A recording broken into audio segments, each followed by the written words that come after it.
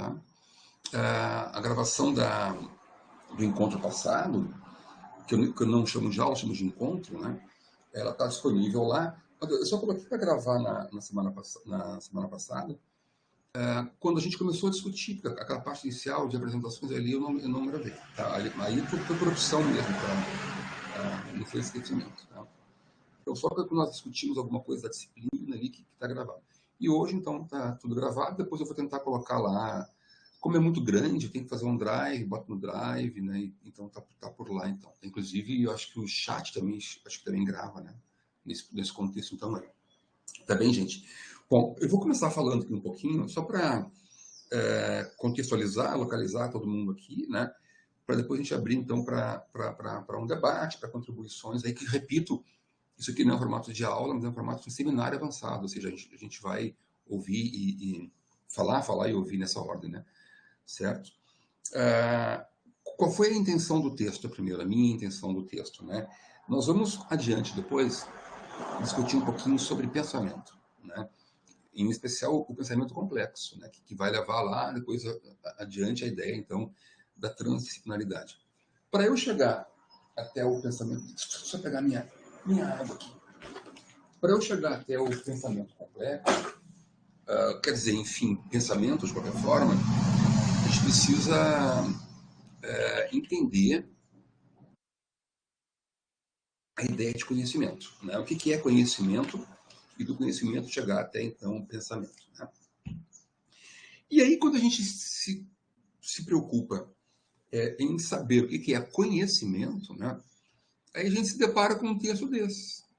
Né? A gente talvez sempre tenha usado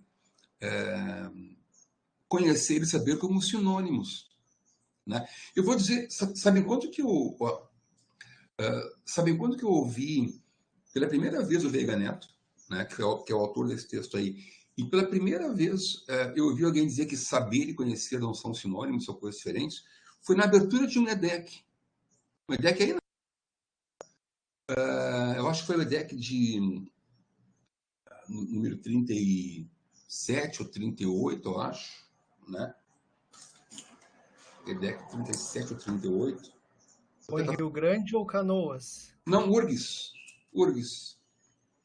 Então, não, o 37 foi Rio Grande e o 38 foi Canoas. E 36 foi Pelotas. Então foi 34, talvez. 34, talvez. Pode ser. URGS ali. E ali, na fala de abertura do EDEC, a palestra foi com o Veiga Neto. E ele o tempo inteiro falou, então, sobre diferença entre conhecer e saber. Então, ali que isso me alertou para essa situação. Né? E aí, como eu vou estudar pensamento e como eu vou estudar conhecimento, eu tenho que, obrigatoriamente, entender o que é conhecer. Né?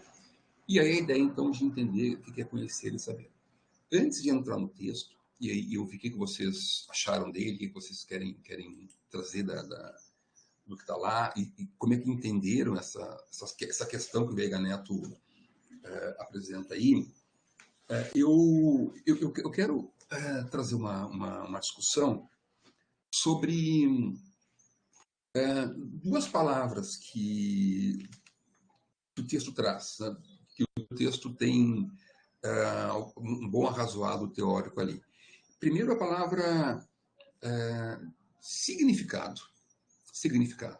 O que é significado? Né? Da mesma forma que saber e conhecer, a gente sempre usou, até um tempo, né? Até a luz aparecer, né? A gente sempre usou significado quase como um sinônimo de sentido.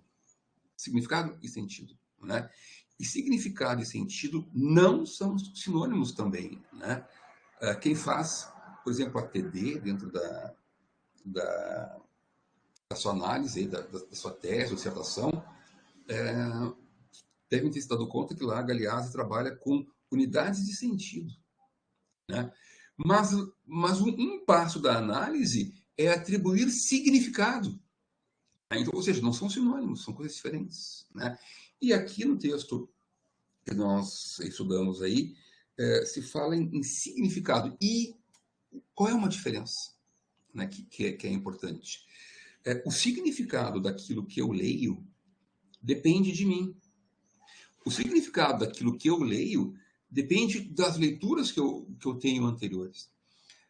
O significado daquilo que eu estou lendo depende de quanto eu já sei, menos ou mais, daquele tema que eu estou estudando. Então, as minhas compreensões anteriores, a minha construção teórica anterior, ela vai interferir no significado de uma leitura que eu faço. Por isso que tem uma frase muito conhecida que é: ninguém se banha na mesma água do mesmo rio duas vezes. E eu trago isso para a literatura. Ninguém lê o mesmo livro duas vezes.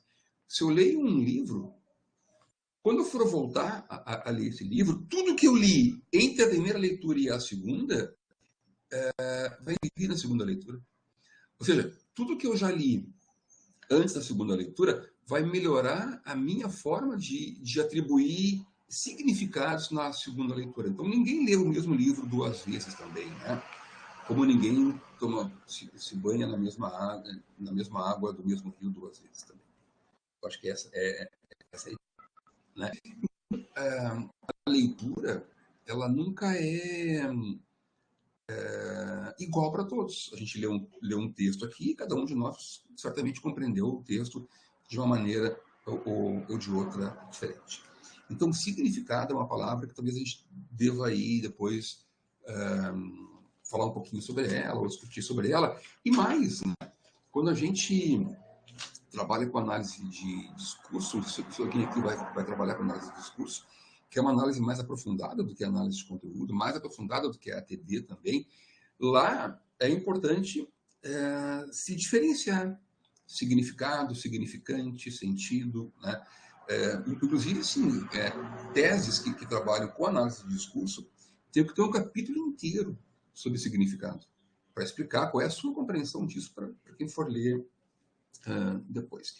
Então, o significado é uma palavra que para nós vai ser importante aí, tá? Lá na página 70 do livro, tem uma citação lá do Veiga Neto, de uma outra obra dele lá, onde ele diferencia o que é para ele significado, o que é sentido, né? A quem se atribui significado, a quem se atribui sentido, onde é que isso pode ser encontrado. Isso talvez seja uma referência para a gente depois poder discutir. E a segunda palavra que eu quero trazer para a discussão é a palavra conceito. Conceito, né? O que é um conceito? Alguém poderia dizer que conceito é só uma palavra. Né? Uma palavra. Né? Mas, agora, qual é o significado da palavra conceito? Estou dentro da ideia agora de significado. Né? E conceito, para a gente, é muito importante. Né? Vou dar assim, um exemplo rápido. Né? Eu vou dar uma aula de química e lá eu vou trabalhar o conceito de processo esotérico. Então, eu usei conceito lá. Mas eu usei a palavra conceito da forma adequada lá. Né? O que é isso que está aqui na minha mão? Né? Se vai aparecer aqui para vocês. Né? O que é isso aqui? Isso é um lápis. Qual é o conceito de lápis? Né? Bom, ou seja, há quem diga então, que conceito é uma palavra só, que tem um significado. Né? Então, qual é o significado de lápis? Deve ter um conceito que explica fisicamente o que é um lápis. Então, quando a gente vai estudar o que é conceito, eu talvez tenda a pensar que ele ultrapasse a ideia de ser só uma palavra a mais, só uma palavra. Lápis. Então, o que significa lápis? Tem um significado por trás disso aí, então. Né? Então, também aí dentro do texto, em algum lugar aí, há uma tentativa do autor de trazer uma explicação para o que seja conceito. Ou seja, ele está conceituando conceito. É uma meta conceituação, a gente pode dizer assim. Então, conceito e significado, gente, são duas palavras aí que são importantes para a gente orientar o estudo do que a gente está lendo, então, aí. Tá bem? Deixa eu parar de falar um pouquinho, não sei, eu quero abrir. Então, alguém chegou a se debruçar um pouquinho sobre a ideia do que é significado ao longo dessa leitura aí, só para a gente trazer abrir para vocês a palavra e eu parar de falar um pouco. Professor, Olá. Heleneide, vendo um pouco sobre isso, eu passei a criar uma concepção assim própria, talvez não esteja certa, mas eu passei a entender que o significado do conhecimento é um significado muito mais atrelado a esse saber científico. Então, é aquele significado que a gente passa a adquirir depois de algumas leituras, de algumas situações contextualizadas. Já o conceito, no meu ponto de vista, eu passei a entender que depende do ponto de vista do sujeito. Então, a forma como se conceitua alguma coisa depende de como a pessoa está situando aquele conteúdo e do objetivo que se quer alcançar. Há um ponto de vista significado atrelado ao conhecimento, ao saber, essas duas vias aí. E, no caso, o conhecimento, desse outro ponto de vista, o professor está mais associado à prática, ou seja, a maneira que a pessoa vê, a maneira como a pessoa contextualiza e aplica. Bem. Alguém mais?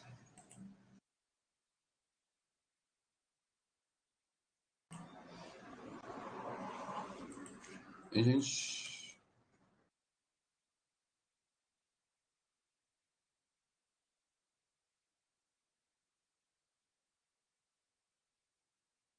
Pode abrir aí e falando. Pode falar. Quando eu comecei a ler, professor, achei a leitura interessante, gostei da forma como o Veiga Neto escreve. Tive que pesquisar algumas palavras no dicionário, porque não tinha o conhecimento completo de todas. Mas, assim, nem consegui fazer essa relação que a Heleneide fez agora entre significado, conceito e conhecimento e saber. Mas eu concordei, achei bem interessante o que ela falou, achei bem legal. E eu tinha, na verdade, uma ideia trocada. Eu pensava que o conhecimento era uma coisa ampla e o saber fosse uma coisa mais restrita. Mas percebi na leitura do texto que é exatamente o contrário, né? O conhecimento, você pode ter o conhecimento, mas a sabedoria é como se fosse um acúmulo de conhecimentos.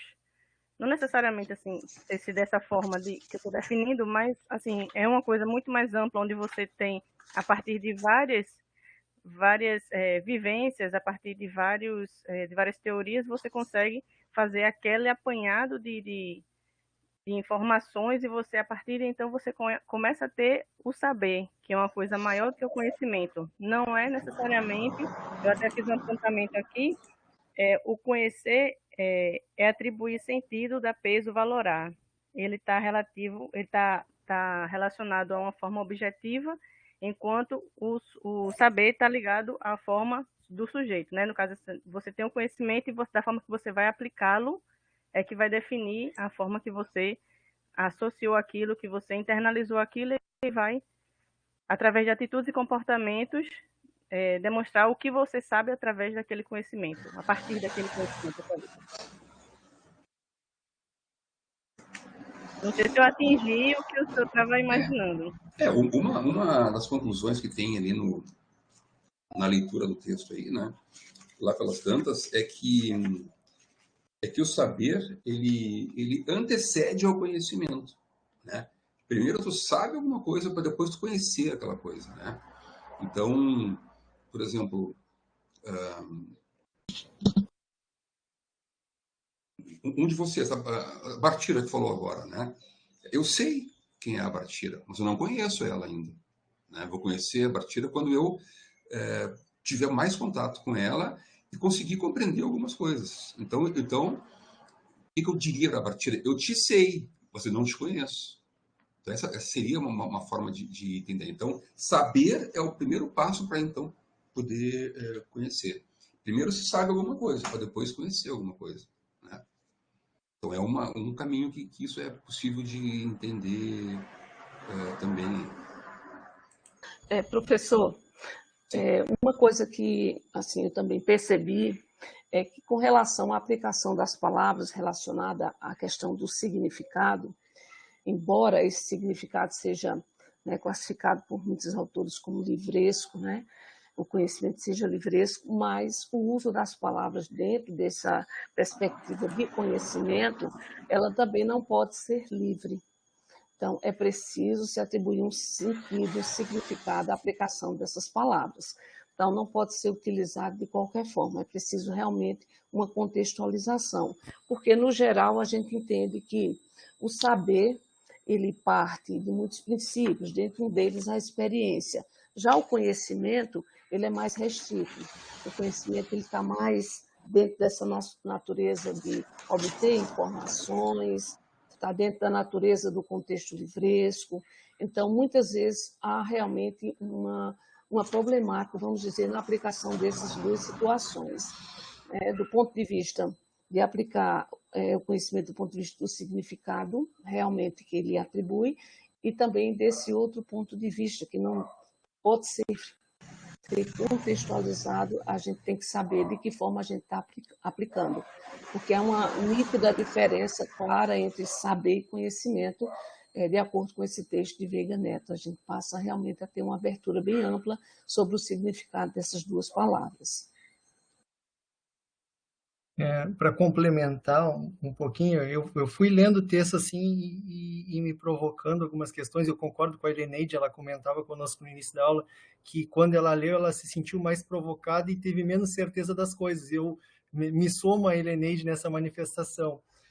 Eu tentei fazer primeiro esse exercício que o professor Marcos fez. Qual era, o que eu entendia para mim de conhecimento e de saber, e eu fiz exatamente isso. Eu pensei, tá, eu conheço fulano. Para eu conhecer fulano, e eu fiz algumas anotações aqui, me parece que pressupõe que eu tenho uma intimidade, um aprofundamento, uma certeza a mais sobre essa pessoa. E aí, quando eu coloquei eu sei quem é fulano, tá, eu sei quem é, mas é um campo mais superficial. Eu tenho consciência de quem é aquela pessoa e eu até posso julgá-la, né, atribuir valor a essa pessoa, mas não quer dizer que esteja correto. E aí eu comecei a carregar na minha leitura, nesse momento inicial, essa diferença entre conhecer e saber, do sei quem é. Como o professor Marcos diz, eu te sei. Mas mais no fim do texto, eu vi que eu também estava não equivocado, mas tinha uma outra interpretação. Eu acho que esse eu te sei, no sentido de eu sei quem é fulano, não está vinculada propriamente à sabedoria que o autor fala, mas sim estar informado sobre a pessoa. Eu te sei, eu estou informado sem quem a pessoa é, mas ele também não está vinculado a essa ideia de sabedoria. Então, para mim, ficou marcante isso. É o conhecimento, o saber do estar informado e o saber de sabedoria. Né? E aí, algo que me preocupou bastante, e aí, claro, eu vi, né, o conhecimento é algo que a gente valida, é algo que pode ser refutado, que a gente pode problematizar, refletir. Então, são coisas objetivas que a gente, né, da área das ciências exatas, a gente tende a botar bem objetivo mesmo e perceber.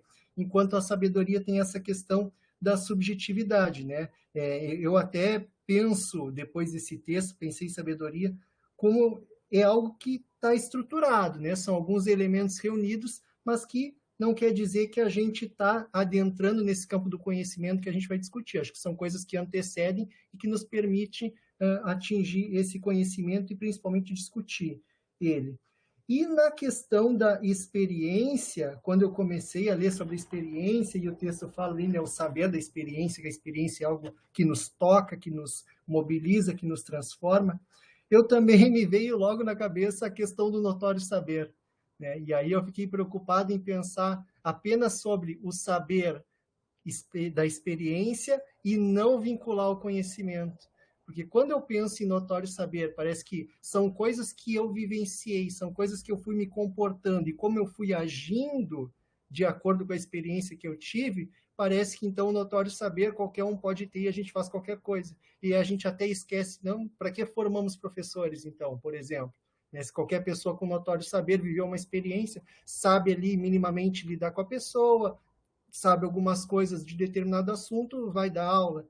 né? Então, essa ideia do saber pela experiência me provocou bastante, e eu acho que tudo pressupõe formação, e formação a gente precisa também do conhecimento, né?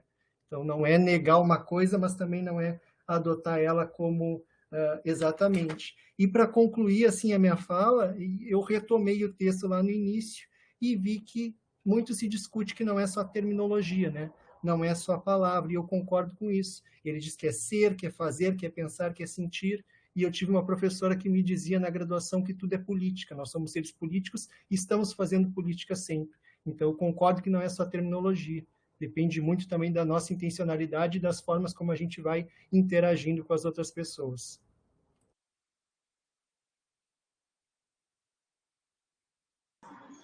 Muito bem. Alguém mais complementa isso? Dá a sua ideia do texto. A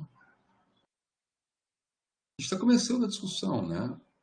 Daniela, boa tarde, Daniela. A gente está discutindo a primeira impressão assim sobre o texto que ficou para leitura, né? Que é o texto do Veiga Neto, né? Sobre saber e conhecer, suas dimensões, suas origens, sua relação. E a gente começou com uma provocação aqui sobre qual é a importância do significado, o que é o significado, como isso se relaciona com conceitos, por exemplo, né? E agora discutindo, então, a questão da impressão inicial sobre o texto que a gente leu aí. Alguém mais? Professor, eu vi algo também extremamente interessante, que me fez repensar, tendo em vista que eu trabalho muito com formação de professores, o emprego dessas palavras saber e conhecimento, no sentido de que ambas são utilizadas assim de maneira aleatória, e depois dessa leitura passamos a perceber que o saber tem toda uma raiz na sua estrutura, conduz a uma outra visão, enquanto que o conhecimento também tem uma raiz e conduz a outra estrutura.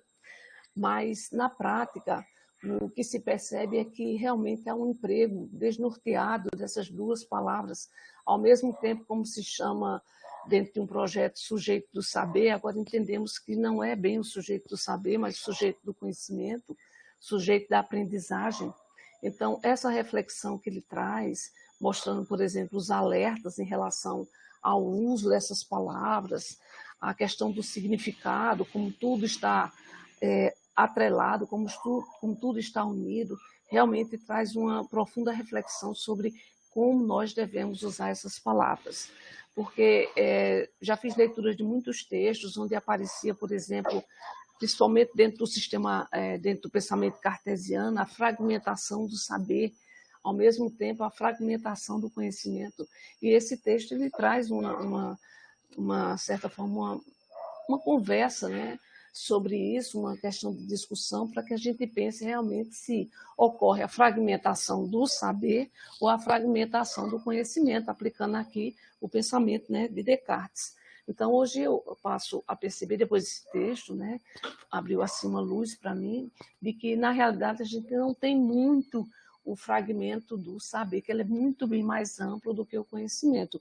E que, na prática, quando a gente se propõe a estudar, aprender mais, a gente está se colocando justamente com esse sujeito cognoscente, que tem a habilidade de aprender e que é necessário, porque o conhecimento ele tem uma limitação. Já o saber, a meu ver, não tem essa limitação, porque ele tem uma gama de abrangências que pode fazer com que haja uma diferença entre o sujeito do conhecimento e o sujeito do saber.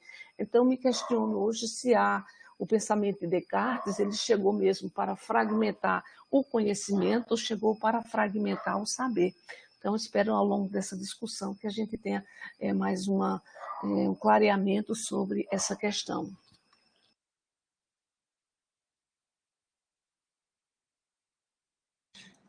A ideia que traz aqui é que conhecer, que é o ponto final, né?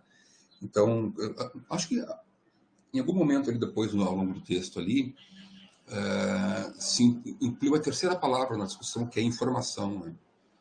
Então, numa evolução cognitiva, vamos dizer assim, a informação se transforma em saber e depois adiante o saber pode se transformar em conhecer.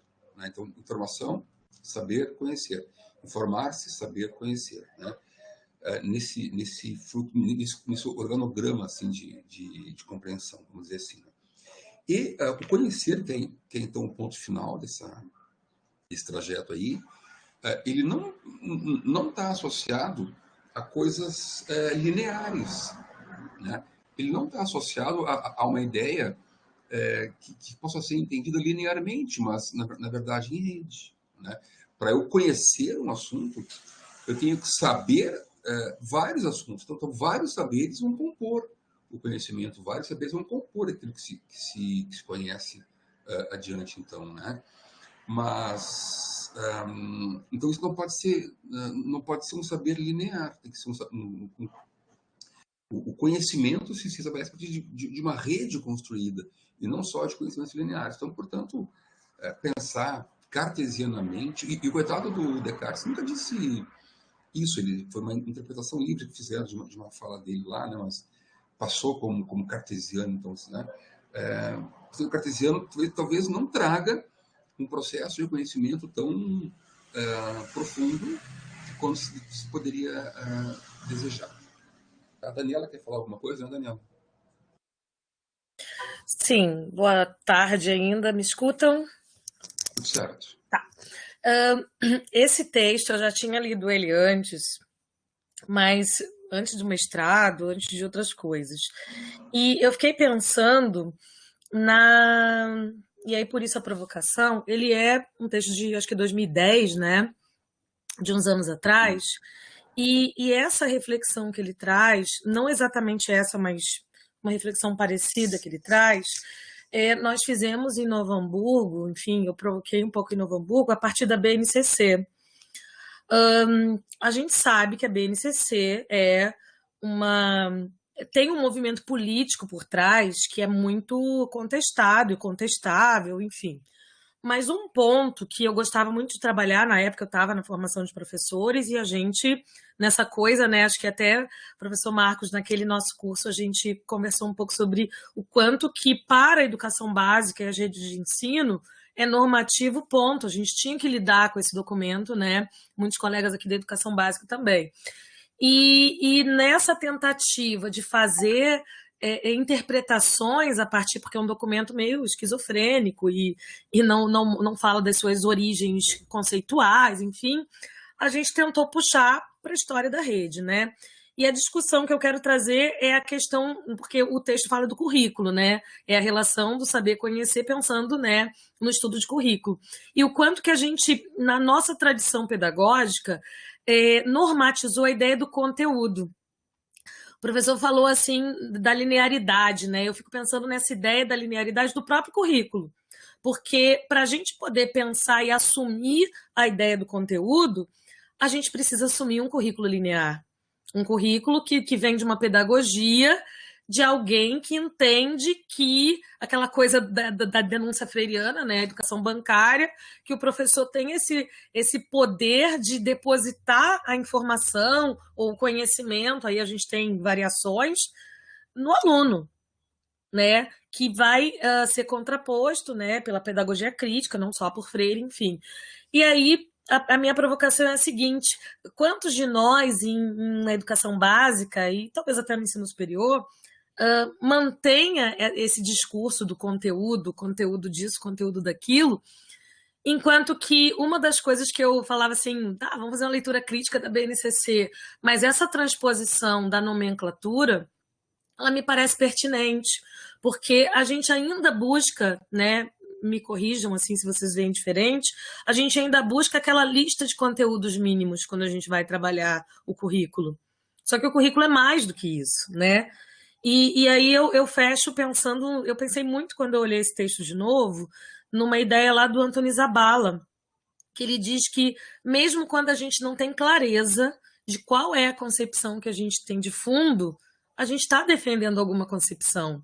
E eu acho que as palavras, elas, né, vocês estavam falando aí quando eu cheguei, elas vêm sempre carregadas de conceitos, de concepções, de teorias, de ideias. Uma palavra ela nunca é solta, mesmo quando a gente não para pensar em qual é a palavra que a gente vai usar para expressar o que a gente está pensando, enfim, ela vem impregnada de outras coisas, né? E o quanto que eu acho que nós, professores, precisamos avançar muito para superar essa ideia de conteúdo, não da palavra em si somente, mas de toda a pedagogia e divisão de currículo e tudo mais que vem impregnado nessa palavra.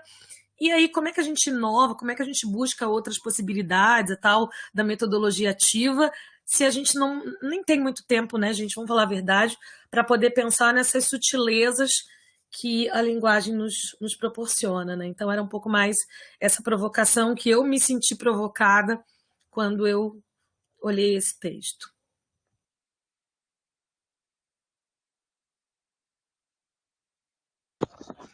Professora, posso fazer um apontamento? Certamente. Boa tarde, então, eu sou o Wagner. Isso que a colega, aproveitando o gancho que a colega e os outros colegas estavam trazendo, na leitura do texto me remeteu a uma outra disciplina que eu tinha estudado no mestrado, que falava muito, a professora falava muito em epistemologia. Então, essas distinções entre saber e conhecimento, eu acho que tem muito a ver com a questão da epistemologia. E aí o texto, como a colega falou, realmente tem esses apontamentos com a questão do currículo. Então, essas formas de nós pensarmos o currículo e pensar essas relações entre saber e conhecimento, e talvez essa visão que a gente acha que não tenha, mas que a gente tem no nosso cotidiano e nem se dá conta de pensar, por mais que a gente não pense sobre uma lista de conteúdos, isso está baseado na nossa epistemologia profissional. Então, também essas visões entre saber e conhecimento, elas estão bem relacionadas com as nossas epistemologias, né? Então, todas essas visões, elas estão condicionadas a uma epistemologia, né? E saber e conhecimento, eu penso que saber é uma coisa muito do sujeito, é aquilo que você vivencia, são as impressões que você tem, com base nas suas experiências, ou em coisas que você ouviu, e você interpreta de uma forma, e aí quando você vai para o conhecimento, meio que você tenta sistematizar tudo isso com base numa epistemologia. Então, eu acho que também essas questões elas são importantes quando a gente olha para a epistemologia também. Esse é o meu apontamento, assim. E o currículo, essas discussões que giram em torno de currículo, BNCC, me remetem muito à epistemologia mesmo, professor. Então, eu consegui aprender do texto essas relações. E aí, quando eu estava lendo, me veio muito questão de epistemologia, de como eu enxergo, de como eu me formei o profissional que eu sou. Então, isso tem base nessas visões de saber e conhecimento que cada um tem, né? Seria isso. Boa tarde. Oi. Sim. Sim, só também falando um pouco a respeito do que os colegas estão já falando sobre a BNCC, eu também me lembrou a BNCC quando eu li no texto, quando fala sobre a experiência. E aí nós temos lá nas 10 competências lá da BNCC que é para valorização, né, do conhecimentos adquiridos, de experiências, né, de que o aluno, de que aquele que entra também à escola, enfim, a universidade, ele tem também, o ensino médio, o ensino fundamental, ele tem também saberes que vem de casa, que vem das suas experiências, né? Então, acho que isso também se remete ao que fala o texto também, uma forma de currículo. E quando o senhor levantou ali a questão sobre a comparação, né, desse significado e sentido, o autor ali, quando ele fala, o Veiga Neto, né, quando ele fala sobre esses dois termos, ele coloca essas palavras com outros dois termos também. Ele usa o significado junto com as palavras, né, como se fosse de uma forma solta, né, porque eu acredito que palavras, né, uma mesma palavra ela pode ter diversos significados também, dependendo da situação.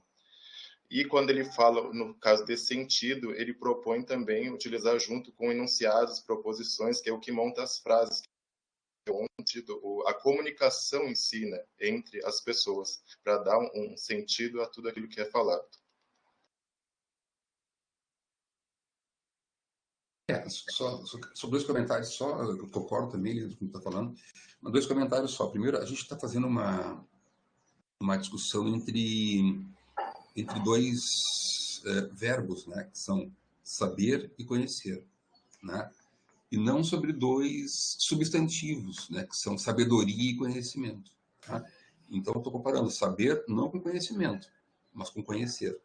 Tá? Eu vou comparar o conhecimento com sabedoria. São dois substantivos então, que decorrem dos verbos aí, então.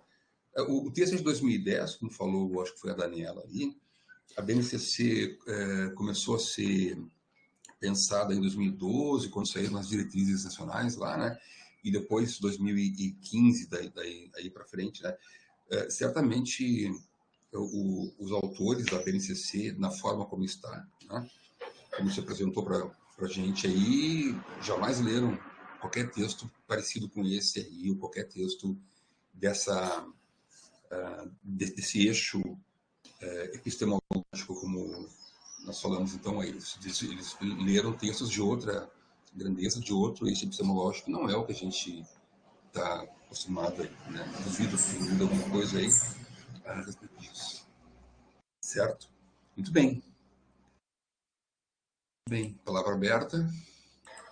Professor, levando em consideração o que a colega mencionou, a discussão que ela abriu, eu acho interessante a gente também se posicionar no sentido de que, ao discutir o currículo, é muito importante que a gente saiba que um dos grandes entraves nessa discussão, né, da organização curricular é que a gente esbarra justamente na disciplinaridade.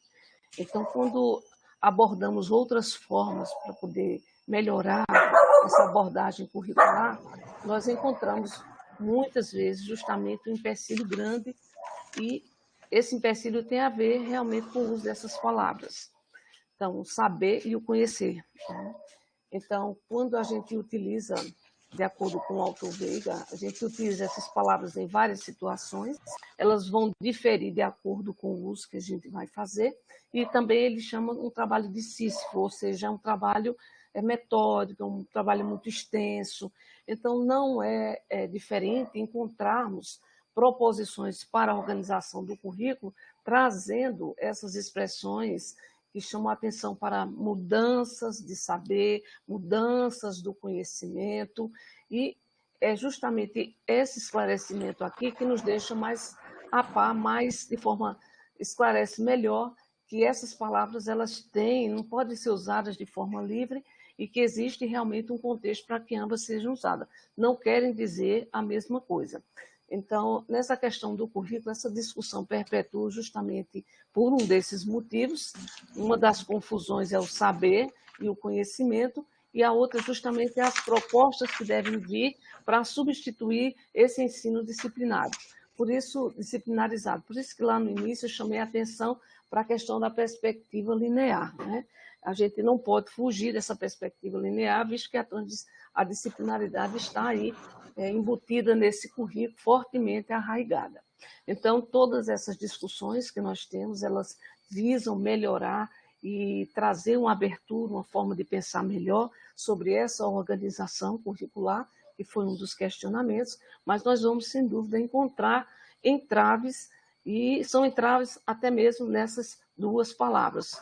Como eu mencionei, já vi textos, né, de autores renomados que utilizam tanto uma como outra de forma aleatória.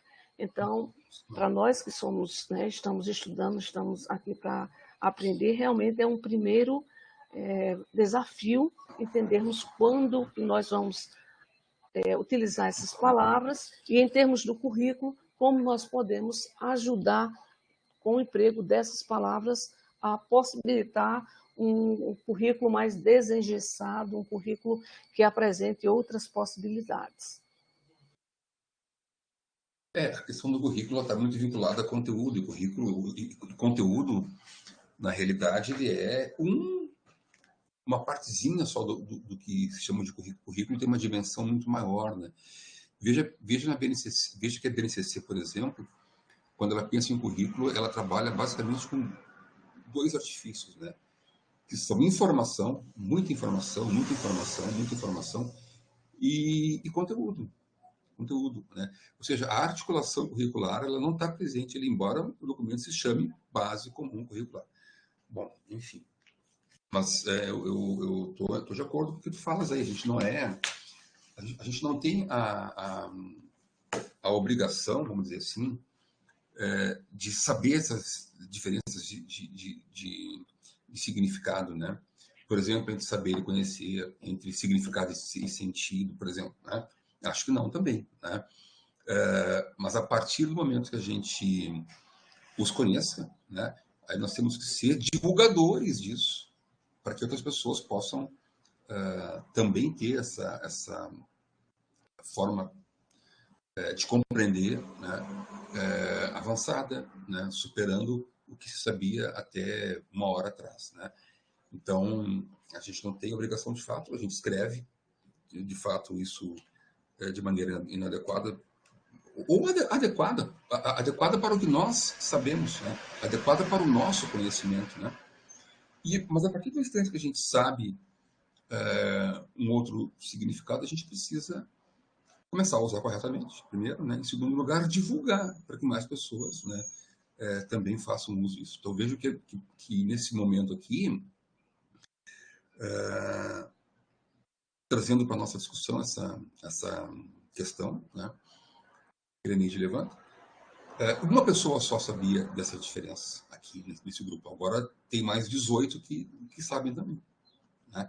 Vejam só o fator de multiplicação dessa questão. Então, se cada um dos 18 puder levar essa questão para mais um grupo, por menor que seja, isso vai criando memória de conhecimento, ou seja, a gente vai construindo uma memória num grupo maior que então vai começar a usar novos significados, né? Novas expressões e, possivelmente, o uso mais adequado dentro daquilo que a gente filosoficamente na questão. Mas não é errado, foi o que eu falei no começo, né? Não é uma questão de certo ou errado, né? Porque há mais dimensões entre o certo e o errado, né? A transdisciplinaridade trabalha com o terceiro incluído, ou seja, que é então uma opção não binária de sim ou não, o certo e o errado, uma terceira posição, né? E é isso que a gente vai tentar compreender ao longo do tempo também. Tá bem? Palavra aberta, vou desligar o microfone.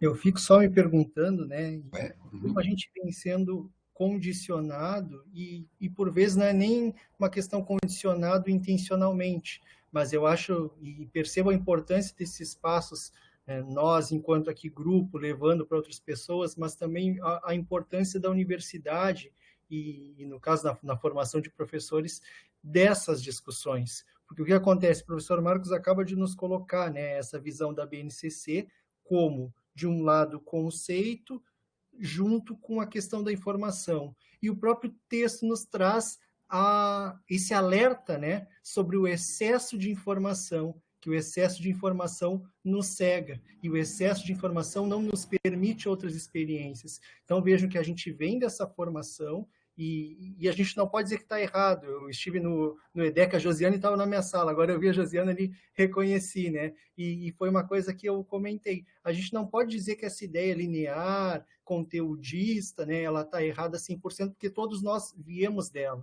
né? E muitas vezes a gente acaba reproduzindo ela, né? Então, assim, o excesso de informação, ele pode nos privar de outras experiências. Então, a gente vem dessa formação um pouco mais rígida, mais dura, na formação de professores. Por vezes, a gente acaba sendo aquele professor tradicional, a gente vai para o estágio, vai para a PIB de residência pedagógica, sendo, na maioria das vezes, tradicional, e limita também essa questão de outras experiências. Então, a gente já sai com menos experiências de outras possibilidades que a gente poderia ter já na nossa formação. Se depara com um documento como a BNCC, que se preocupa com o conceito e com a informação, a gente também está condicionado a não estar aberto a outras experiências também. O que nos sobra é essa visão simplista, essa visão reduzida, e é o que a gente acaba reproduzindo, né? Então, fica essa crítica também a BNCC, que me chamou a atenção a fala do professor Marcos, não tinha tido no momento da leitura do texto, mas quando ele faz essa relação de informação e conceito, voltei ao texto e é realmente isso. Será que não tem uma intencionalidade por trás da BNCC? Eu acredito que sim, eu acredito que tem, para nós professores, né? Por isso, depois que a responsabilidade é toda do docente. Se o aluno vai bem, a culpa é do docente, né? Isso está claro no documento. Vou puxar um pouco mais o fio ali do André. Eu meio que foi obrigada, né, pelo trabalho que eu realizava, a fazer uma análise assim bem profunda da BNCC dentro, enfim, do que me pediram. Eu acho até que a crítica à BNCC, né, falando para o André, mas para todos, é até maior do que isso. Né? Acho que o contexto que traz um documento da maneira como foi construído, né? As 3 versões, a tentativa, a própria expressão da complexidade, de uma certa maneira, do paradoxo que é a BNCC ser o documento vigente hoje, que teve maior espaço para participação popular e, por ter maior espaço em função das tecnologias, o maior espaço para a nossa participação enquanto docente, em termos de outros, né?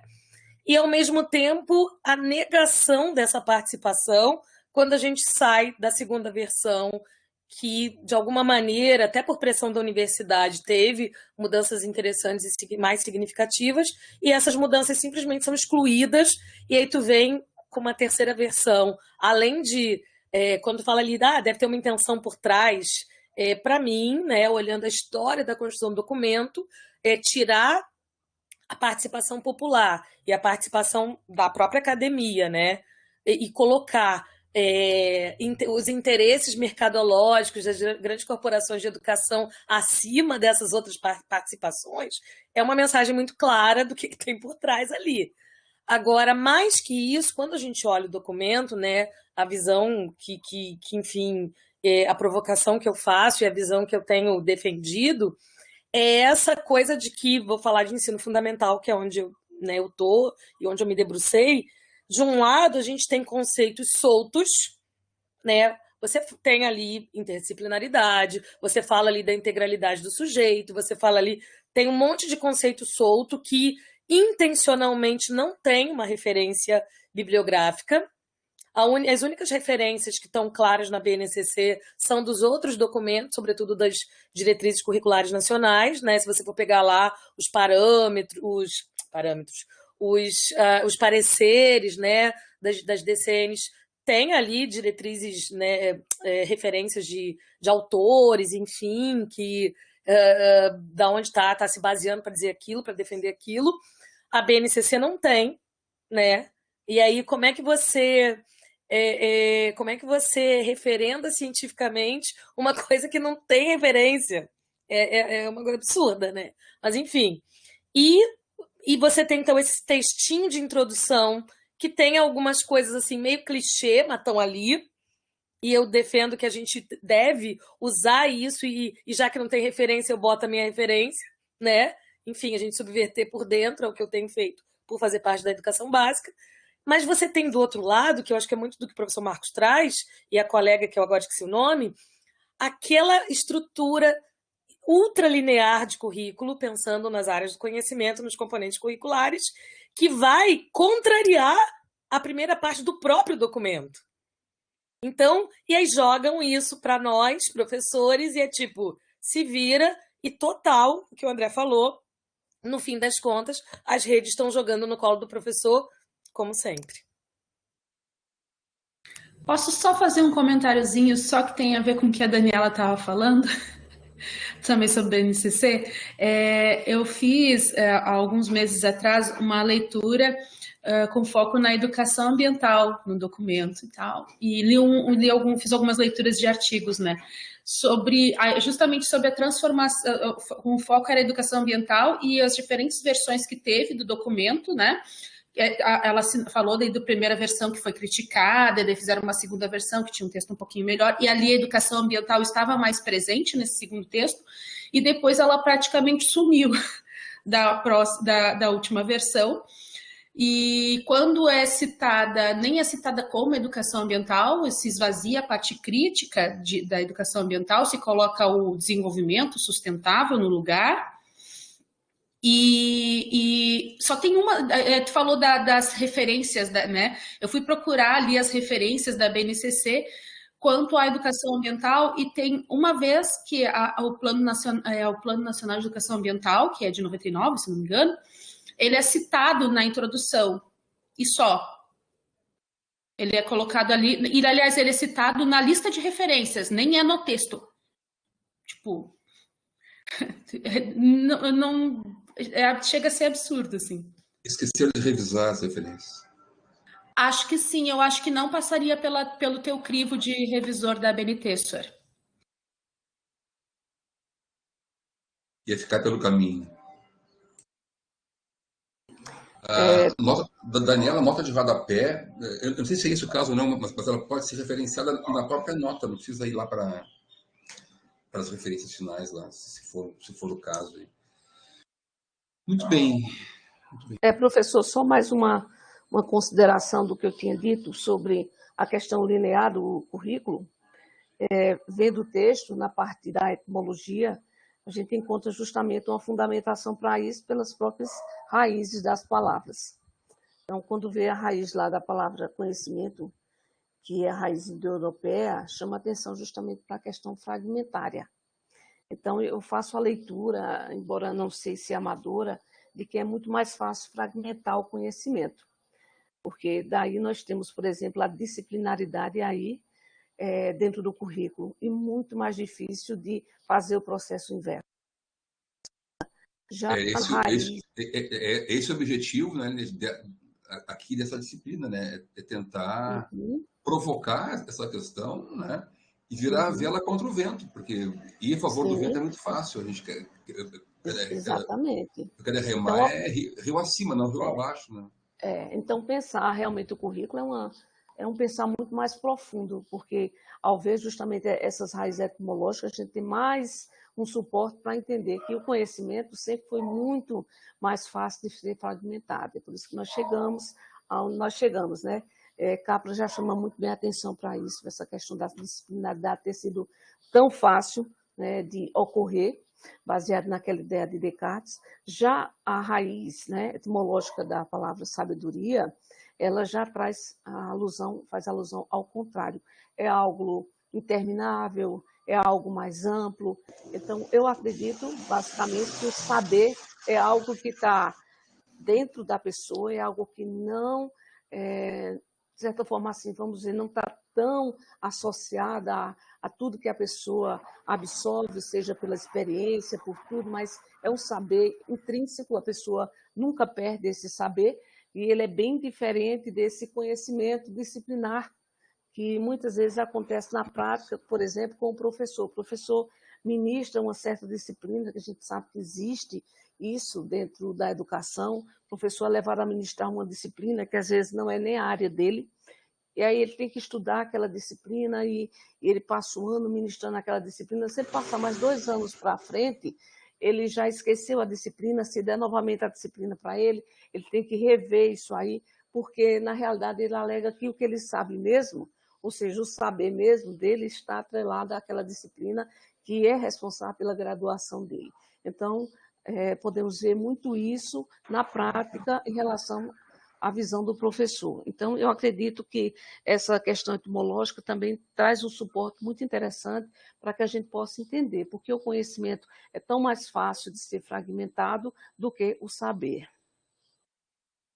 Então, essa é a nossa intenção de discussão, né? E aí então entra aquela terceira palavra, que é informação, né? E como que a informação evolui, se é que ela evolui, né? Vou procurar aqui uma página na qual tem uma citação, acho que de La Roça, página 81 do livro, não do texto, né? Lá pelas tantas, o Veiga Neto ele diferencia tipos de saberes. Veja, a gente está lembrando que o saber antecede a conhecer. Primeiro eu sei, depois eu conheço, né? E nesse passo da informação, passando pelo saber, chegando até conhecer, o Veiga Neto percebe que há 2 formas de saber, né? Então lá ele fala assim, ó, fica clara a necessária diferenciação entre saber no sentido de sabedoria, essa leva a conhecer. A sabedoria leva ao conhecimento. E saber no sentido de estar informado. Ou seja, a diferença entre estar informado e entre evoluir para conhecimento, né? E ambos são formas de saber. Então, a pergunta que vai aparecer aqui, quando alguém fala alguma coisa, que sabe alguma coisa, é qual o sentido, e aí não é significado, qual o sentido do seu saber? Né? É saber que vai gerar sabedoria e vai produzir conhecimento, não é um saber que se satisfaz com informação, né? Tipo o grupo do WhatsApp da família, né? Ali é só informação, né? E geralmente informação, né, que não que não tem condição de avançar para sabedoria, muito menos para conhecimento logo adiante, né? Já saí dos dois, não aguentei. Tem uma parte da família que eu nem entrei no grupo. Professor, é interessante. Bem, Emanuel, principalmente. Boa tarde a todos. Eu não sou formado, né, nem na área de pedagogia, nem na questão também em ciências, né? Então a gente tem associado o saber e o conhecer a outros conceitos também, né? E não tão ligados à BNCC. Semestre passado eu fiz até uma disciplina que eu tive que também estudar mais a fundo o BNCC, pois eu não tinha nunca estudado, né? Mas eu fiz biblioteconomia e design, então a gente tinha uma outra, dentro da ciência da informação, são outros conceitos que são dados, né? Depois fiz mestrado também em engenharia e gestão do conhecimento também, que era uma outra forma, e obrigatoriamente, sempre quando a gente ia fazer qualquer texto ou falar sobre o saber ou sobre conhecer, também tinha que se dizer obrigatoriamente de que conceito a gente falava, né? Fazer uma referência do conceito de que base que estava se falando, né? E tanto na ciência da informação quanto lá na parte de gestão do conhecimento mesmo, o que era mais dado o verbo conhecer, né? Era a questão da experiência, mais uma questão mais formal, ligada à pesquisa, ligada ao acadêmico, né? Já seria enquanto que o saber já seria mais uma situação de conhecimento de informal, né? A partir das relações mais espontâneas, relações individuais, como agora há pouco citaram o próprio Facebook, o WhatsApp, etc., né, que a gente sabe alguma coisa, mas não se sabe se a pessoa tem conhecimento daquilo que se fala, né? Então, essa oportunidade que a gente vai ter aqui também de ter outras lentes, outros olhares, assim, também vai ampliar bastante essa parte conceitual e etimológica das palavras também, né, para saber como é que realmente pode trazer para o lado da educação e para o lado também na questão de maior complexidade, né? Então, é bacana, eu estou adorando essa discussão, porque, de uma forma ou de outra, por enquanto, eu estou sabendo, né? Estou sendo informado. Dentro, em breve, espero conhecer o assunto, né? Então, é mais ou menos sobre isso que, por enquanto, eu estou, né? Porque eu tenho meio que me adaptar também, porque foge um pouquinho, às vezes, quando começa a falar muito da parte principalmente de BNCC e tudo, eu tenho que tentar viajar um pouquinho mais para tentar já colocar em uma situação prática e experimental, né? Que daí já é realmente mais ligada ao conhecimento, né? É esse o processo, Manuel. O processo é esse aí que tu está falando, exatamente. É esse o caminho aí. E como a gente vai trazendo aqui experiências, né, de origens diferentes, isso vai constituindo, primeiro, num saber do grupo, que é o primeiro passo. E logo adiante, o que se espera é que a gente produza conhecimento a partir disso que a gente vai discutir aqui. Muito bem, esse é o caminho, de fato, que tu tá organizando. Então, muito bem. Professor, um questionamento, partindo da ideia de que o saber, ele não é realmente tão diferente assim do conhecimento, ele não está tão além da ciência e nem do conhecimento, ele apenas é um pouco mais, porque o conhecimento é mais livresco, é o conhecimento das experiências religiosas, culturais, seja o que for, mas na prática a gente escuta muito, somente em palestras, alguns entendidos no assunto falarem que o professor ele não compartilha conhecimento. O professor não compartilha conhecimento. Então, assim, na opinião do prof, o que seria correto dizer que o professor compartilha informações? Concordo, sim. A gente compartilha, a gente traz informação, que é, vamos dizer assim, a manchete, né? E aí, dependendo da prática que se vai desenvolver na sala de aula, isso pode evoluir para outra dimensão, né? Mas o que a gente traz inicialmente sempre é informação. Aliás, informação não é uma prática exclusiva do professor, né? Nem é melhor, né?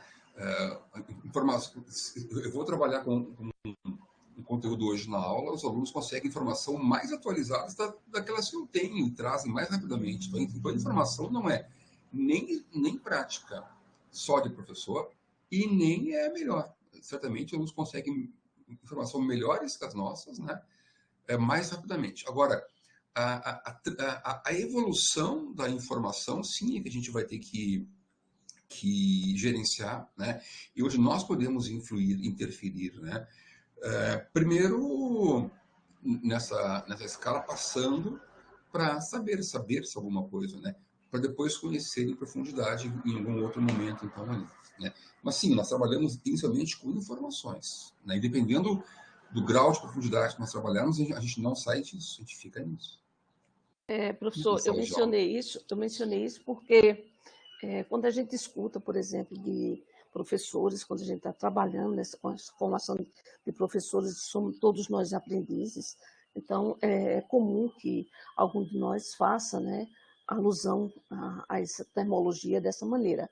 Mas quando alguém, né, que apresenta um grau de conhecimento muito superior faz essa abordagem, faz essa colocação, e daí nós questionamos que o aluno não recebe conhecimento, ele não tem como receber conhecimento, porque ele não vai estabelecer conexões de conhecimento, ele estabelece conexões de informações, e a partir daí ele constrói o seu conhecimento, e aí a pessoa, né, vamos dizer, alguém que detém muito mais conhecimento do que nós, ele se opõe aí e diz, não, que realmente a gente transmite conhecimento, eu creio que está indo realmente muito na contramão do que é entender o emprego dessas duas palavras.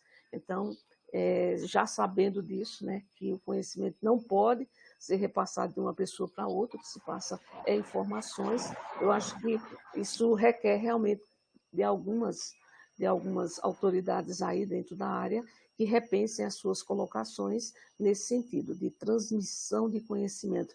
Nem deveria mais se utilizar, né, essa proforma, não deveria se nem fazer mais alusão a essa forma de colocação em relação ao conhecimento ou saber. Porque o indivíduo, o sujeito, né, cognoscente, é ele que constrói o seu conhecimento a partir do momento que ele estabelece conexões, né, no seu mapa mental, e ele passa, então, a construir não só o conhecimento dele, mas o saber também. O conhecimento ele é construído, né? Ele não é transmitido. Transmite-se, por exemplo, informação, né?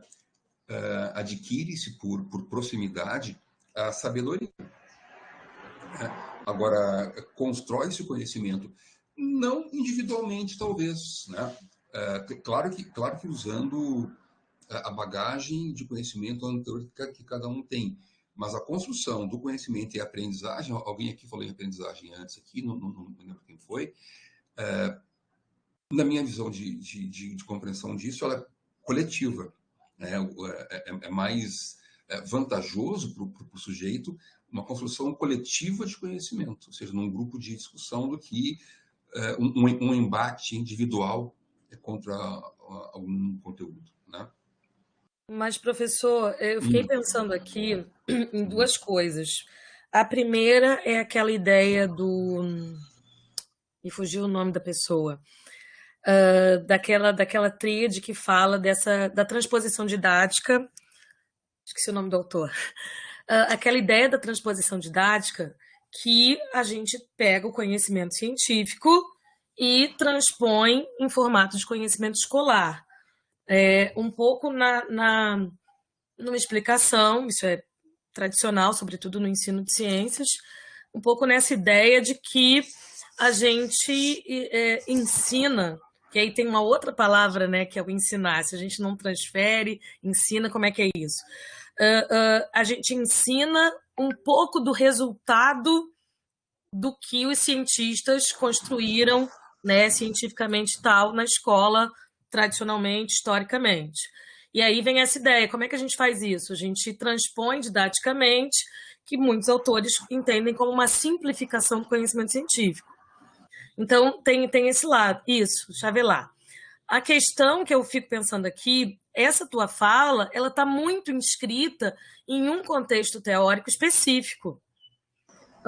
Quando eu comecei minha pesquisa de mestrado, a colega falou ali, né, da educação ambiental, que era a formação em educação ambiental, olhando para a legislação e tal, inclusive BNCC, e eu concordo inteiramente contigo, Josiane, desse ocultamento, né, que aconteceu.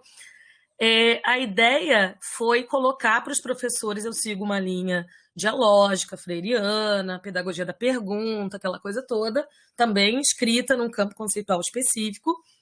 Eu, então, perguntei para as minhas colegas o que elas entendiam como ambiente e o que elas entendiam como currículo, porque eu trabalhei com o conceito de ambientalização curricular. E aí, muitas colegas colocaram currículo, é uma lista de conteúdos, são alguns assuntos a serem abordados nas aulas e papapá e tal.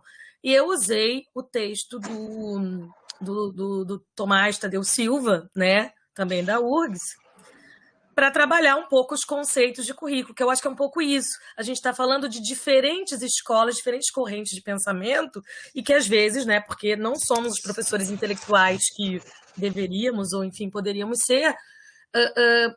E aí eu quero, para que eu estou falando isso? Para me remeter à própria fala, professor, que tu teve lá no começo, né? E que para mim é muito Freire, né? Não tem saber mais, saber menos, são diferentes saberes.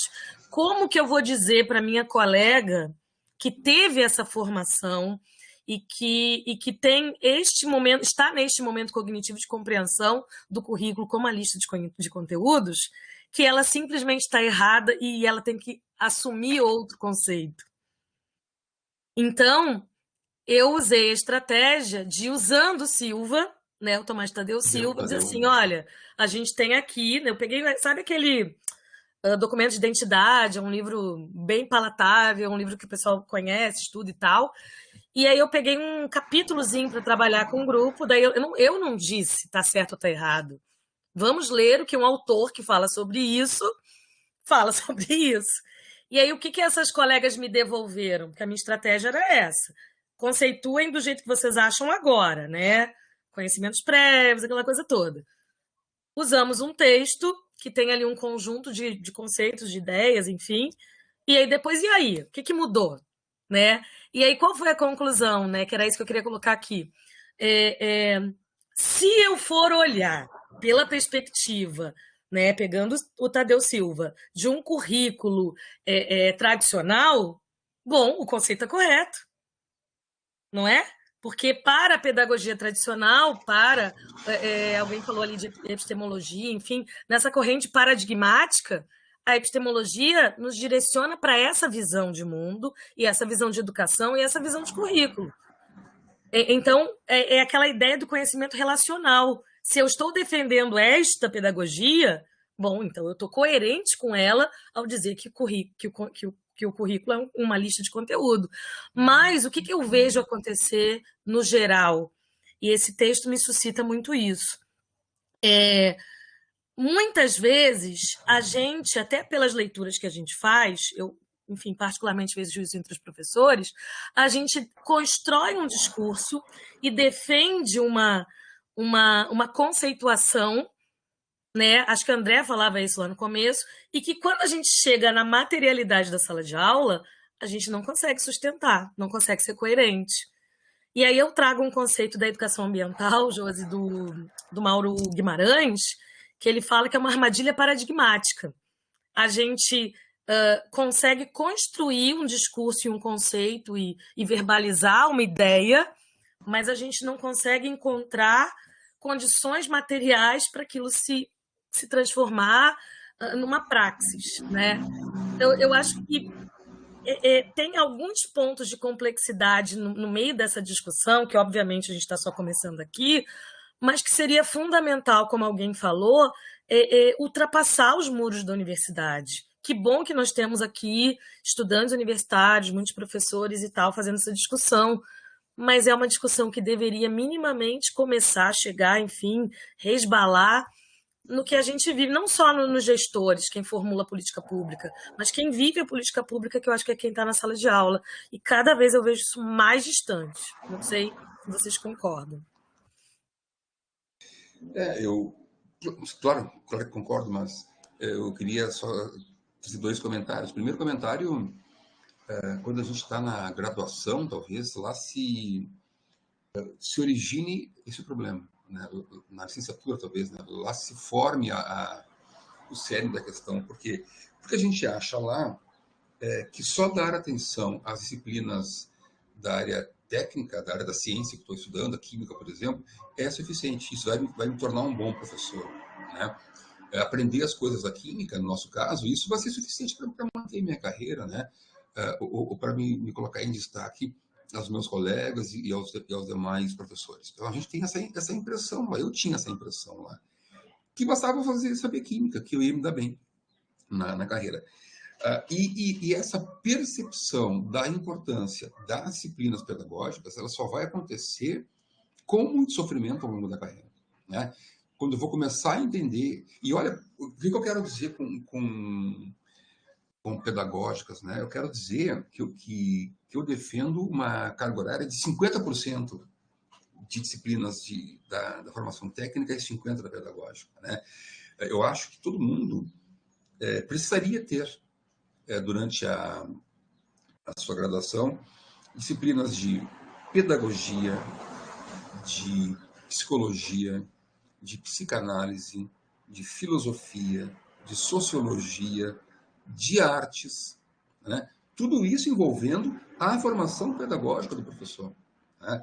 Eu não posso ser um bom professor se eu não tenho um pedagogo de referência, se eu não tenho um psicólogo de referência, se eu não tenho um psicanalista de referência. Vejam as aproximações que tem, por exemplo, entre esse texto que a gente está lendo aqui e algumas ideias de Jung, que é psicanalista, de Vygotsky, que é um psicólogo, né? Se eu não tenho alguém das artes como referência, como inserir isso, né? Depois, se eu não faço isso, quando for fazer, vai ser com martelo e talhadeira. Vai ter que ser esculpindo e quebrando pedra ao longo da minha vida profissional. Então, eu penso que parte disso seja culpa nossa quando somos lá graduandos, licenciandos lá, né? Que a gente trabalha, então, estuda achando que basta saber fazer uma boa análise instrumental num aparelho lá, que isso vai me tornar um bom professor de química, que eu nunca vou usar isso numa sala de aula quando eu for trabalhar, né? Basicamente. O que a Daniela fala lá, e o que falar da formação do pedagogo, mesmo com tudo isso que defendes, conhecer teóricos campos, me parece que nos qualifica, não é conhecer, né? Eu me refiro a ter como referência e usar as contribuições deles. Só conhecer não vai resolver, né?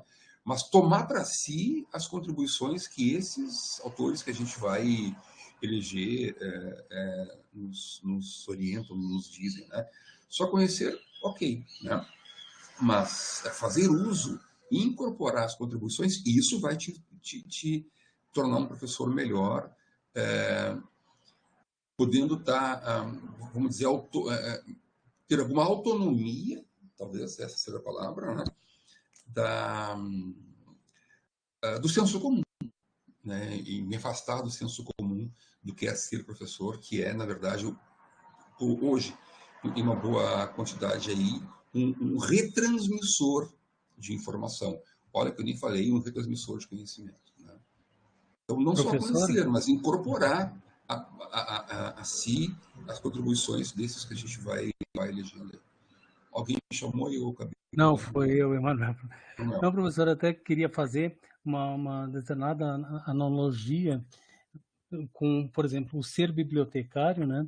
Quando a gente entra lá na biblioteconomia, mostrava aquele bibliotecário antigo que era um simples entregador de livro, era um mero portador, né, entregava o material e pronto, né? E que, com o passar do tempo, já no segundo semestre, a gente já começou a se verificar que outras competências eram necessárias, né, serem desenvolvidas, e como o senhor bem falou, 50% de disciplinas técnicas era mais do que suficiente, mas tinha outras competências também que teriam que ser desenvolvidas. E, ao final do curso, a gente verificou que, no caso, o bibliotecário ele é o mediador da informação. Assim como eu posso até pensar que o professor também não deixa de ser um mediador da informação. Né? Ele tem essa informação, ele tem já o conhecimento a sabedoria, o conhecimento dessa informação, e ele consegue compartilhar, consegue, né, disseminar essa informação para os seus alunos, para os seus aprendentes, né? E fazer com que eles aprendam a aprender, né? Dar autonomia também para que a pessoa também possa buscar mais saberes, buscar mais conhecimentos, mais informações, para depois de ter mais conhecimento, né? Então, eu verifico, às vezes até essa questão até que colocam ali, né, que os colegas colocaram, se também o professor não entraria também como um mediador também da informação, né? Nesse sentido, porque ele detém aquelas informações quando ele fez a formação acadêmica dele, tudo, né? Ele tem o conhecimento disso e consegue repassar essas informações, né, de uma forma didática, e principalmente hoje em dia também, devido à questão também com a internet de quebrar o espaço e tempo, a gente sabe que não adianta ter uma aula fechada, uma aula tipo, é só isso que...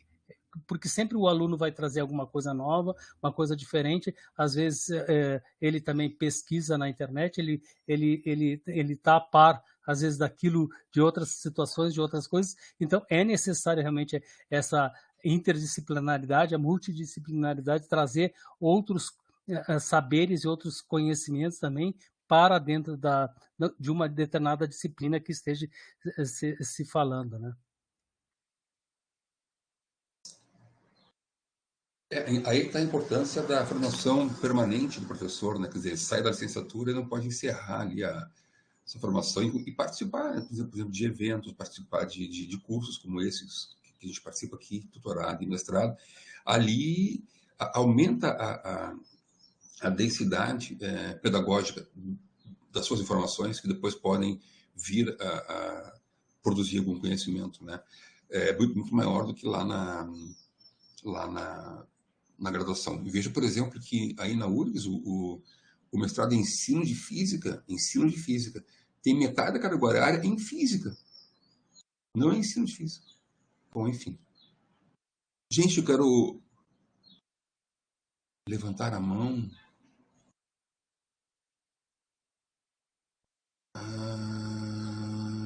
Para falar, tem que levantar a mão. Que tem algum lugar que levanta a mão? Eu estou procurando se tem aqui alguma coisinha aqui. Eu acho que não, Daniel. Eu acho que... Professor. Tem sim. Não tem não. Professor. Eu procurei e não achei antes também. Professor. Sim, pode falar, né? Levando em consideração ainda o texto, o que eu considerei também bastante interessante é quando ele chama a atenção para a questão da informação, da questão da opinião e do trabalho, trazendo isso para o contexto da discussão curricular, que é uma discussão muito abrangente, muito mesmo. A gente perpassa justamente por essa formação acadêmica. Enquanto a gente tiver esse viés, essa formação pedagógica conteudista, disciplinar, nós não vamos encontrar o meio termo para mudar essa proposta curricular. Nós sabemos que existem muitos meios, talvez, de trabalhar essa proposta curricular, como, por exemplo, a pedagogia de projetos é uma delas, mas encontramos muitos entraves, porque, no final das contas, o que é cobrado dentro de uma escola são os resultados, e os resultados são em termos conteudistas. Então, quando o graduando vai fazer, por exemplo, um estágio na escola, ele já chega partindo desse pressuposto, ele precisa mostrar que tem ou está em pleno domínio da questão conteudista. Então, a gente entende que é muito difícil quebrar essa proposta de revisão curricular, mas tudo perpassa pela questão da formação dos professores. E um dos primeiros pontos, e sempre vai ser um ponto fundamental, serão as discussões. Então, as discussões sempre vão permear essa questão da mudança do currículo, sempre vão permear. Nós vamos ter sempre que buscar suporte nos teóricos que apresentam propostas para que possa haver uma mudança significativa, mas acredito que não é imediato, acredito que seja uma questão por imposição. Vamos continuar ainda durante muito tempo com essa questão conteudista, essa questão disciplinar no currículo, embora eu acredite que a melhor forma de compreendermos o currículo, de fazermos ou propormos algumas mudanças nessa organização é a partir da formação, tanto a formação inicial quanto a formação continuada.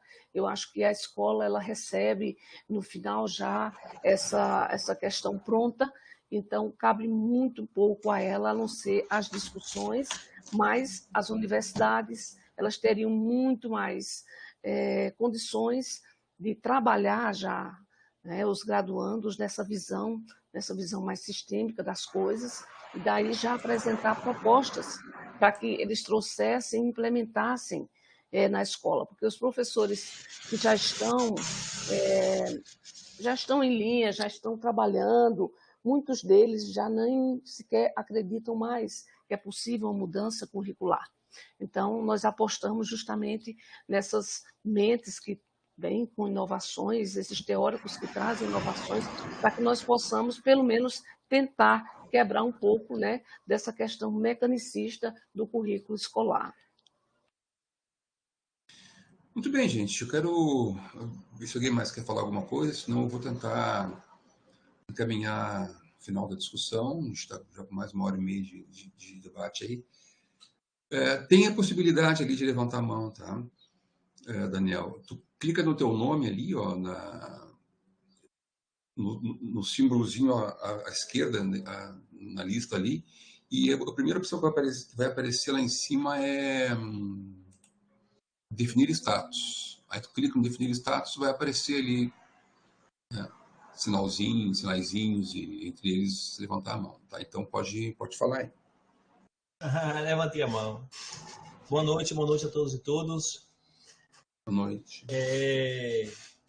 Só veja só, dentro desse debate de conhecimento, eu queria só fazer um link, uma relação, porque a gente fala em currículo, a gente precisa entender que vivemos numa escola que ela não está descolada do mundo, que ela é, em muitos momentos, a reprodução social, né? E pensando nessa perspectiva de uma escola enquanto reprodução social, esse conhecimento que se busca, esse conhecimento, considerando o conhecimento como infinito, o conhecimento como aproximação do objeto, e esse conhecimento, enquanto a partir do momento que eu consigo ter mais categorias que se mostram desse objeto, eu consigo me aproximar mais dele. No entanto, esse objeto é infinito porque o objeto de análise é dinâmico, né? O conhecimento é dinâmico, por não ser estático, eu nunca vou alcançar esse conhecimento plenamente, digamos assim. Então, a gente, pensando nos saberes, não na perspectiva de não hierarquizar, mas saberes diferentes, né, apenas, e saberes que vão nos levar a esse conhecimento. Eu queria fazer uma reflexão apenas, agora talvez deu uma fugida, mas eu queria essa reflexão, o momento político que estamos vivendo.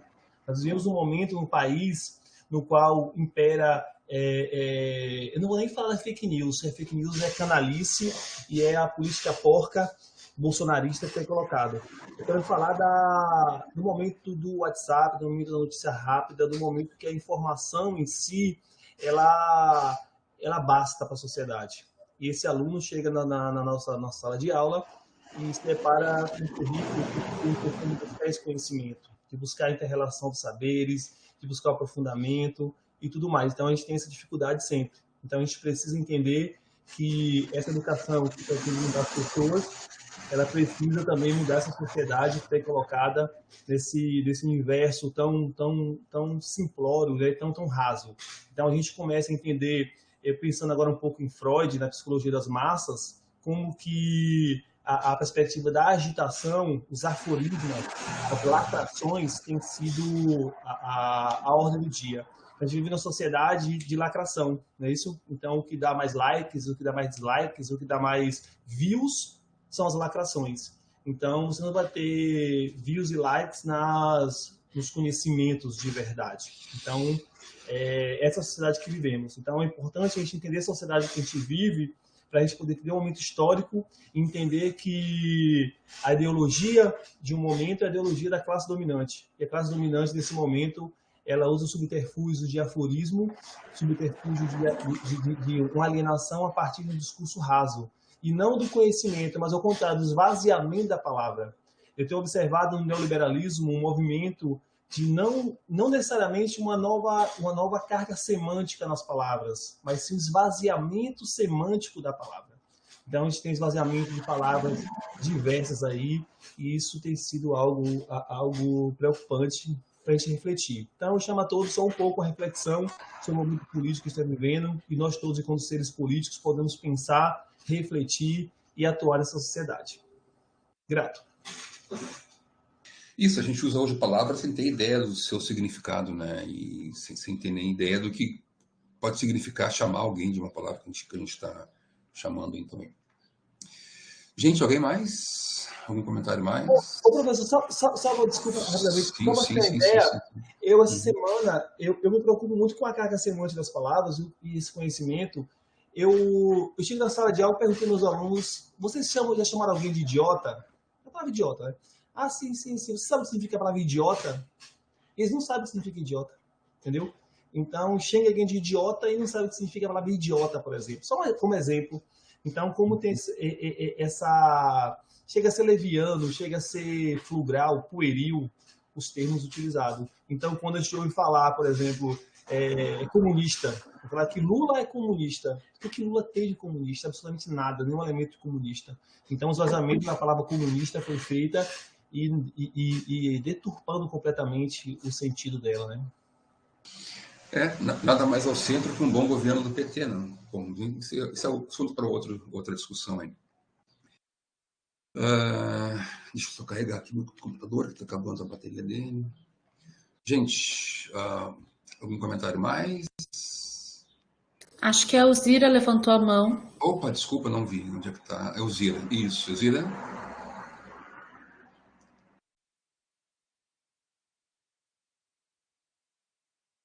Elzira. Demora um pouquinho para conseguir acionar o microfone se ela não acionou. Entrou. Isso, vamos saber agora. A câmera que demora muito aqui. Elzira, tá aí. Ok. Boa noite, colegas. Boa noite, professores. Ao ler o texto Conhecimento e Saber, apontamentos para estudo do currículo, eu vejo assim que currículo entra muito na discussão tradicional ou inovador, ou vários nomes dados.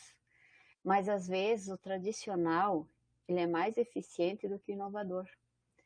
Pelo excesso de informação, pela desconexão entre um conteúdo e o outro.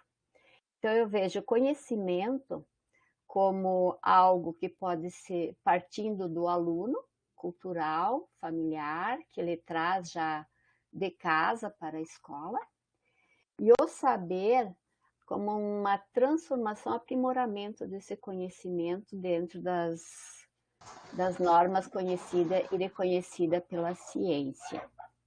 Bom, fica uma lacuna quase entre o conhecimento e saber.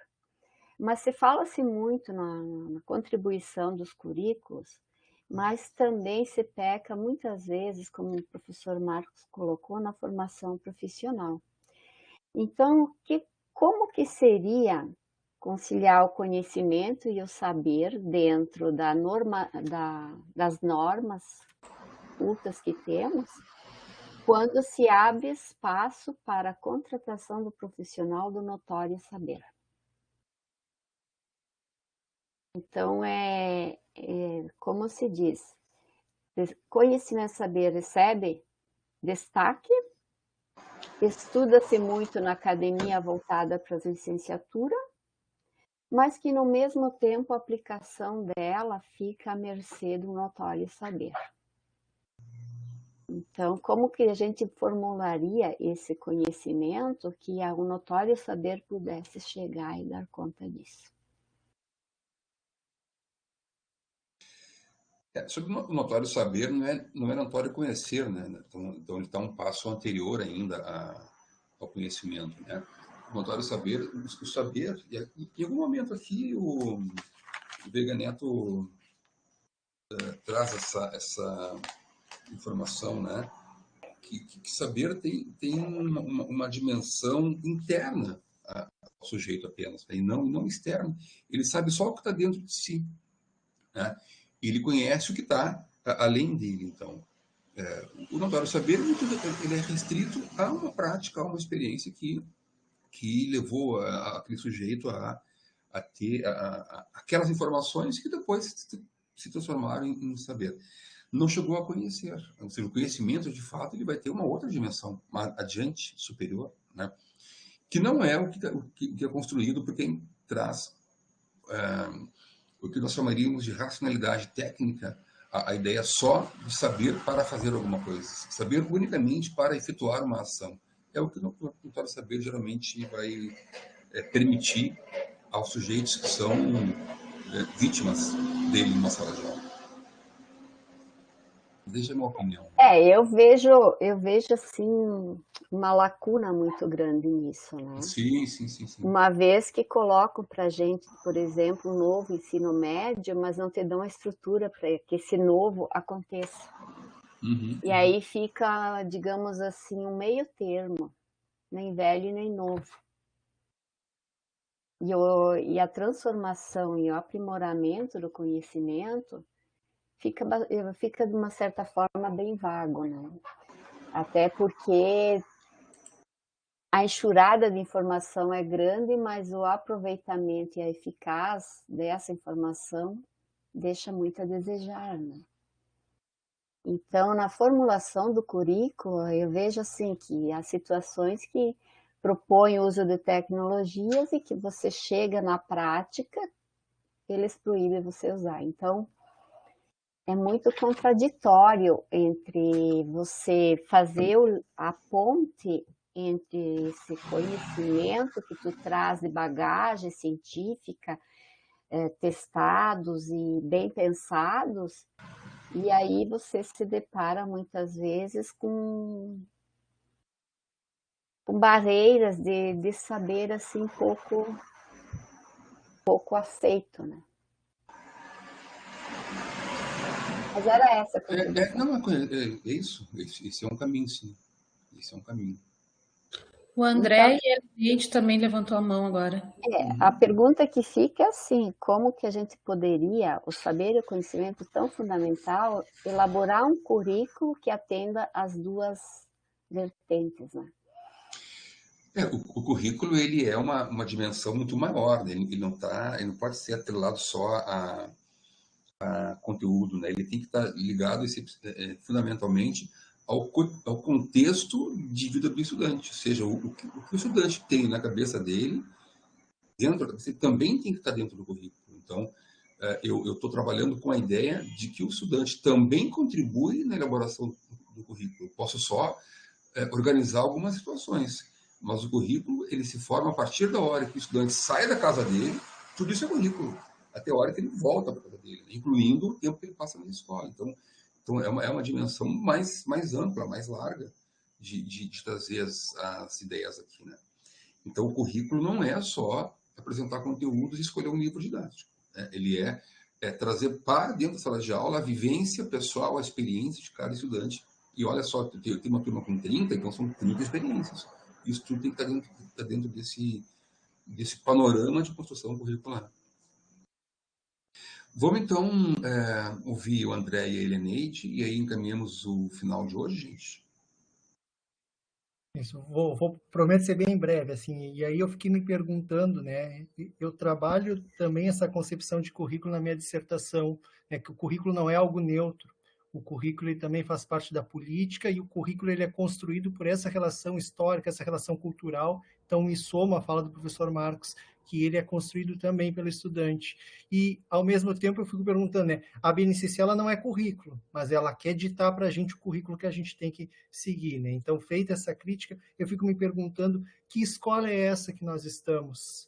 Que currículo é esse que nós estamos falando? Eu acho que cabe a gente se perguntar isso. Por que eu digo? Porque quando eu pergunto que escola é essa que eu estou inserido, que escola é essa que eu estou ajudando a construir, eu tenho que me perguntar que professor eu sou. Se eu sou o professor que está estimulando a memorização e a reprodução do conceito, ou se eu sou o professor que está oferecendo, de alguma forma, subsídios para que o meu aluno consiga refletir, digamos assim, e pensar sobre essas relações que também se estabelecem. Porque a gente muito fala assim, eu ensinei química, eu ensinei matemática, eu ensino português, mas em que espaço a gente está ensinando esse aluno a pensar de fato, esse aluno a refletir, a problematizar? Será que a gente tem feito isso?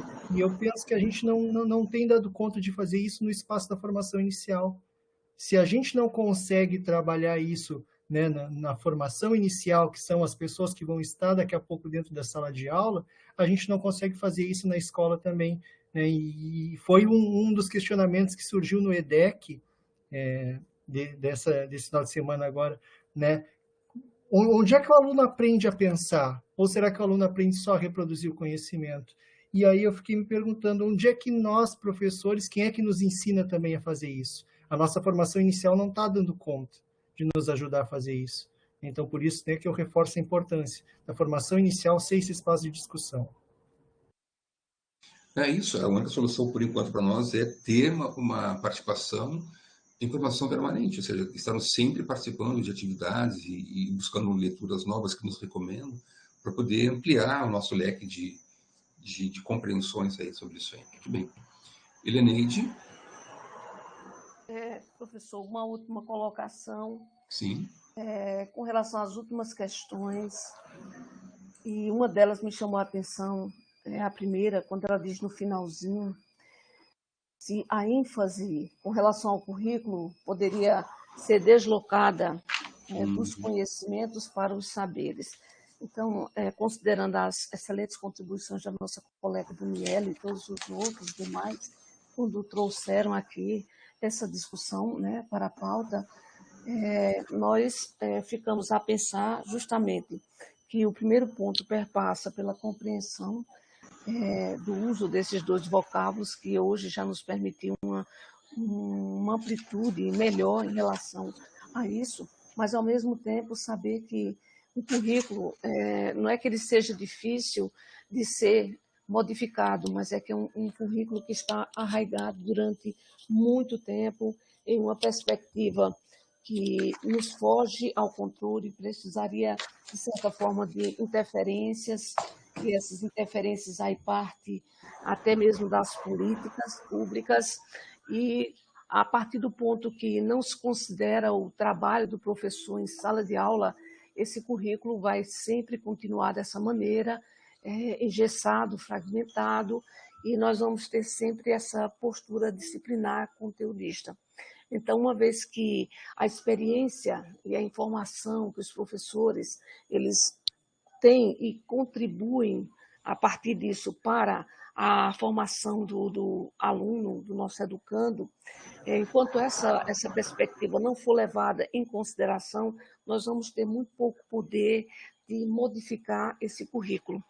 Mas a única coisa que nos deixa a pensar é que, embora o currículo tenha todas essas características, nós, enquanto professores, ainda podemos acreditar que essa mudança pode também partir da nossa própria atitude, da nossa própria forma de trabalhar em sala de aula, quando consideramos as possibilidades aí propostas, como eu já mencionei anteriormente, as propostas de projetos e outras formas de repensar esse currículo. É a única coisa que nos cabe para que a gente saia realmente dessa única fase de discussão e possa tentar modificar um pouco na prática esse currículo. Porque nós já entendemos que, se esperarmos para essa mudança vir, né, em sentido decrescente de cima para baixo, esse currículo vai permanecer da forma como está, sempre engessado e disciplinar. Então, foi essa observação que me chamou a atenção, no sentido de que, mais e mais, eu e demais professores, eu acredito, devemos continuar acreditando que é possível, através de algumas proposições, de algumas mudanças, dar um novo viés a esse currículo. Muito bem. Para encerrar, eu quero só trazer uma frase que está lá no fim do texto, lá antes das questões finais que o Veiga Neto deixa para a gente pensar um pouquinho lá. Tem uma frase lá que é assim: a educação do novo homem deveria abandonar as pretensões e falsidades da erudição e preocupar-se unicamente em atingir sabedoria. Então, é uma crítica ao que se fala, né? Assim, mais importante do que memorizar teorias, acumular citações, ideias alheias ou manejar a retórica, o estudante deveria aprender a ser um homem honesto, virtuoso, uma mulher honesta e virtuosa. Ele deveria ser reconhecido mais pelas suas ações, pela sua reta conduta e pelo comportamento irrepreensível do que pelos seus discursos. É a frase final que ele deixa lá para